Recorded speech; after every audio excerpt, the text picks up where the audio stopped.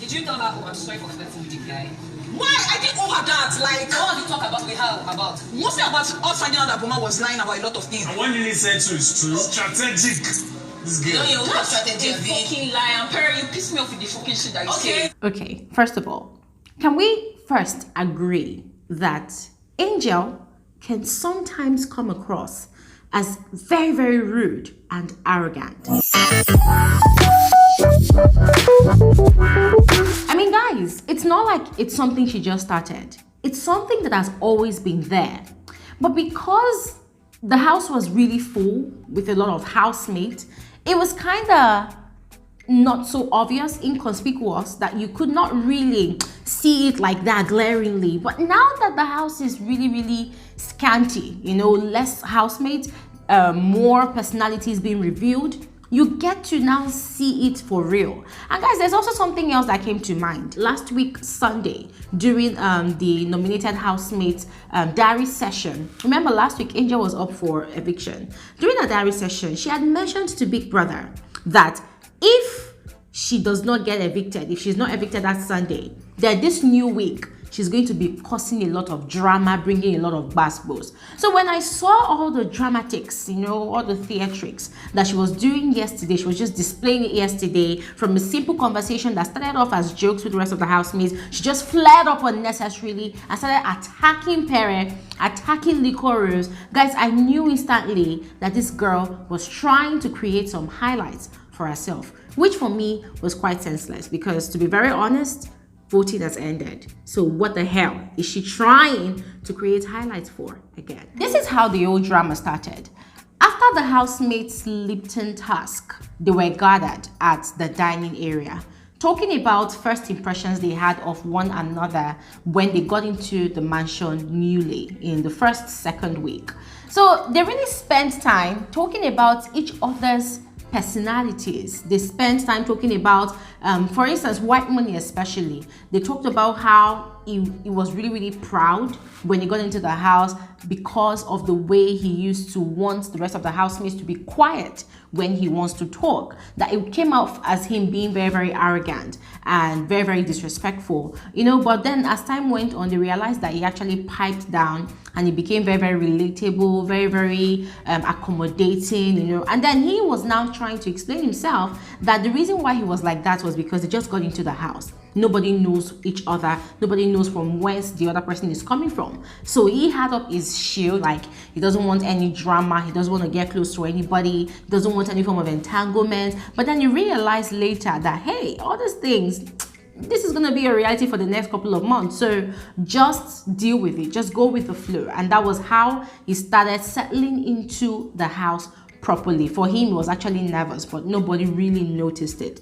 He also talked about Pere, you know, all the Mr. Instigator things that he used to do, causing dramas here and there, and they all laughed about it. They talked about Nini, how Nini and Saga hit it off from the first day. They talked about Liquorose, talked about EMMANUEL. Guys, they literally touched up on everybody's part. And now, it now got to the part where they were now talking about Angel. And then that was when Nini mentioned that Angel is very, very strategic, just playfully. And then while she made that statement, Biggie called her into the diary room, probably for her secret diary session. Sadly, when they were talking about Angel, she took it way too personal. And that was where she started flaring up. You know, Liquor is always saying certain shit, and I'm just like, I beg. I'm saying certain shit around. You're always certain shit, bro. I don't forget all her shit, like she wasn't have it right there. So you cannot come and say they're talking strategy. They now gave her, for instance, her relationship with Queen. Now, guys, remember, Angel's strategy from the get-go in the house has been to be naked most of the time, to flirt with all the guys, to kiss all the guys, flirt with all the guys, mess up with their emotions, get them to like her, and especially so that if any of them, you know, wins the head of house challenge, possibly they just might choose her as deputy. So guys, Angel's strategy was very, very glaring from the get-go. Every housemate saw through it because they just could not imagine how one single female housemate would be so comfortable kissing almost all the male housemates during their truth or dare games. Even when she's not selected to kiss, she would volunteer to kiss. She would volunteer to do all the raunchy things in the house. And so Angel took it very, very personal. She was getting upset. Did you tell her, oh, I'm sorry for flirting with the guy.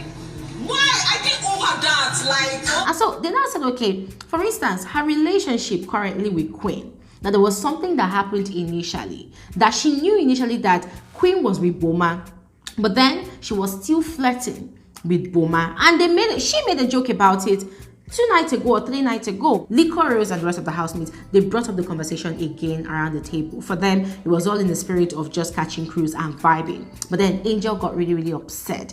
And because Pere said, oh, that yes, I support, I agree what Nini said, that was where Angel flared up completely and started attacking Pere and Liquorose. Interestingly, she was the one flaring up, like a running tap, insulting, saying things, fuck you, saying a whole lot.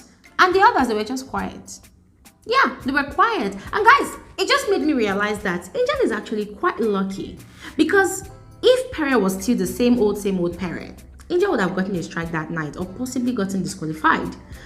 If Liquorose was the cuckoo Liquorose earlier that started the show, trust me, Angel would have gotten it hot that night. And trust me guys, the fact is, there are so many things that Pere and Liquorose will use to insult Angel.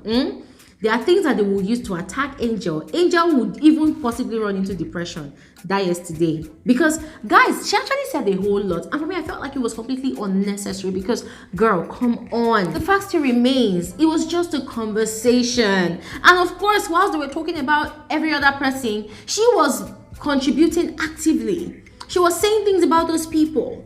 Yeah, when we were talking about white money, she had a lot to say. When we were talking about parents, she also had a lot to say. So why was she taking offense when they were also talking about her? And guys, it just went to show how childish Angel is. And Pere, after all, he's not wrong when he was saying that, oh, she's still growing up, even though he was referring to her tooth. But guys, generally, Angel is still growing up. Not be by carrying big body, opening yash and breasts up and down. Nah, Angel is still a child. She's still growing up. And it was just so obvious that she was trying to create highlights as she had promised Big Brother last week during her diary session. And I love the fact that Liquorose actually owned up to what she said. Period. That was what I said. Then you clarify yourself. Boom. Everybody's okay. More leave I'm like, oh, since you're taking personal, let's all guide the man. The next thing like, oh, Liquor is always saying some shit around.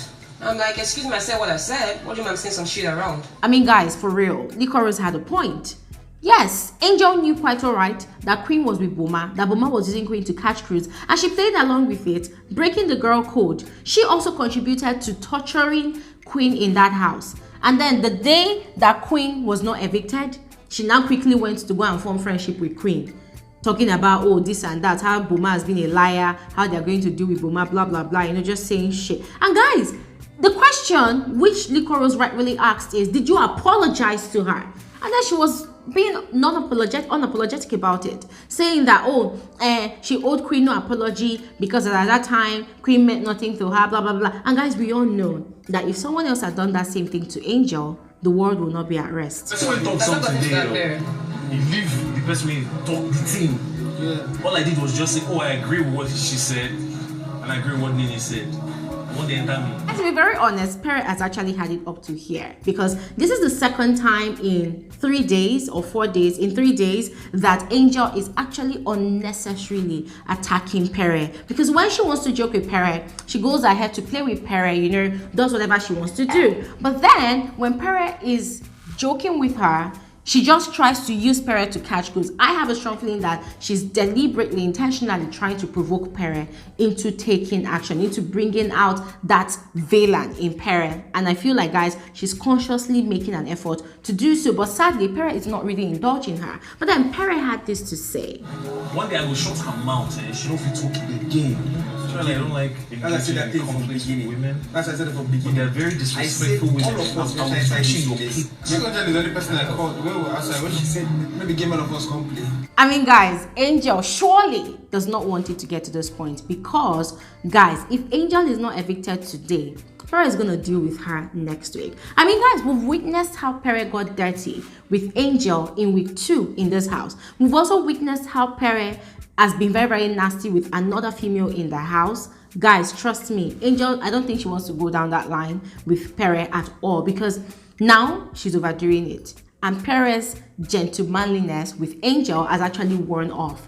He's not keeping in school with her anymore if she tries this a third time. And when Cross was trying to tell her that she was being very, very, irrational with her responses and her attacks on Pere, she was trying to make a case for herself, talking about, oh, I've told Pere, blah, blah, blah, blah, like, for real. Seeing from the beginning that me and Lico, like my relationship with her is very, I observe people and I like to know the limit I can go with them. One thing that every father parent I have had is because he has crossed his boundary. Guys, I mean, Angel is such a blatant liar. Because if she's claiming that she does not fuck with Pere and Liquorose like that, why was she calling Liquorose baby, come and help me fix my hair, come and help me make my hair? Like, Liquorose is always helping her to do stuff in that house. She's always joking with Pere, always being playful with Pere, even flirting with Pere, flirting with Cross. So what is she talking about? She does not really, roll with them like that. You know what, guys? Let's just see how it goes if Angel is going to be evicted today so that she can come out and rest. Because this is the same person that is always using mental health as an issue for herself. But then when she attacks people, she feels like it's okay to attack people like that. For me, it doesn't really make sense. Anyways, just go ahead and let me know your own thoughts about this whole thing in the comment section below, and I will see you guys on another episode of Frankly Speaking with Bbnaija shortly. Have an amazing Sunday. Bye.